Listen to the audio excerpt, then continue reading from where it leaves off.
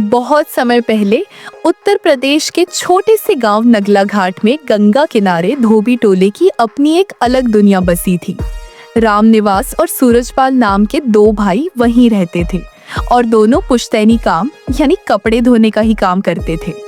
रामनिवास बड़ा भाई था, गंभीर स्वभाव का, जो दिन भर पत्थर पर कपड़े पटकता और घर के खर्च की चिंता करता रहता था। सूरजपाल जवान और चंचल था। काम से ज्यादा उसका ध्यान मजाक और इधर उधर की बातों में ही लगा रहता था। गांव में एक लड़की थी चंपा, लंबी कदकाठी, काली छोटी और बैंगनी साड़ी में बेहद हंसमुख दिखाई देती थी। जब भी चंपा घाट पर पानी भरने आती, सूरजपाल काम छोड़कर उसे देखने में ही मशगूल हो जाता था।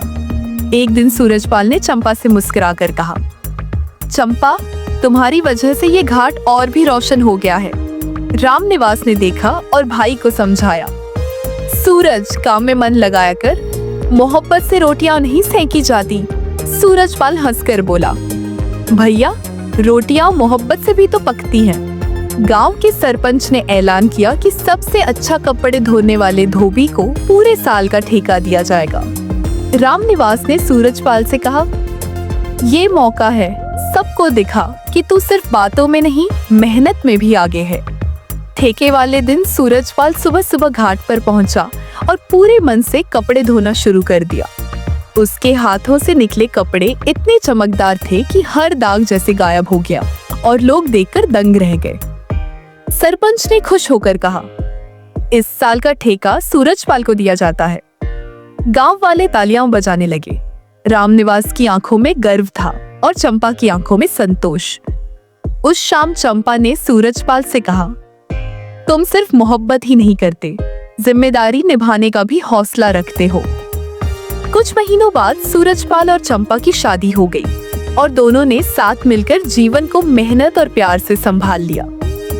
शादी के बाद सूरजपाल और चंपा ने अपने छोटे से घर को हंसी, प्यार और मेहनत से सजाया, जैसे सपना हकीकत बन गया हो। रामनिवास अब खुश था कि छोटा भाई जिम्मेदारी समझ चुका है। वह भी चैन से अपना काम करने लगा। चंपा भी सूरजपाल का हर काम में साथ देती, कपड़े सुखाने से लेकर ग्राहकों से हिसाब तक सब संभाल लेती। धीरे धीरे उनके काम की चर्चा पूरे इलाके में फैल गई और दूसरे गांवों से भी लोग कपड़े धुलवाने आने लगे। सूरजपाल अब ग्राहकों को हंसते मुस्कुराते संभालता, जबकि चंपा पैसे और हिसाब किताब में निपुण हो गई थी। रामनिवास ने देखा कि अब परिवार के पास बचत भी होने लगी है। घर में सुख शांति का माहौल छा गया। एक दिन सरपंच उनके घर आए और बोले, तुम तीनों ने मिलकर गांव का नाम रोशन कर दिया है। चंपा ने झुककर सरपंच का आशीर्वाद लिया और सूरजपाल ने हाथ जोड़कर उनका आभार व्यक्त किया। रामनिवास ने भी सरपंच से कहा, गांव का ठेका हमारे लिए काम ही नहीं, इज्जत का सबूत भी है। सूरजपाल अब सिर्फ काम में ही नहीं, गांव के मेलों और पंचायत में भी सबकी मदद करने लगा था। चंपा गांव की औरतों को सिलाई कढ़ाई सिखाने लगी, जिससे औरतें भी आत्मनिर्भर होने लगीं। रामनिवास अब बूढ़े हो चले थे, लेकिन उन्हें गर्व था कि उनकी मेहनत अब परिवार की नई पीढ़ी आगे बढ़ा रही है। गांव के लोग सूरजपाल और चंपा को आदर्श जोड़ी कहने लगे, क्योंकि दोनों ने काम और प्यार में संतुलन बनाया।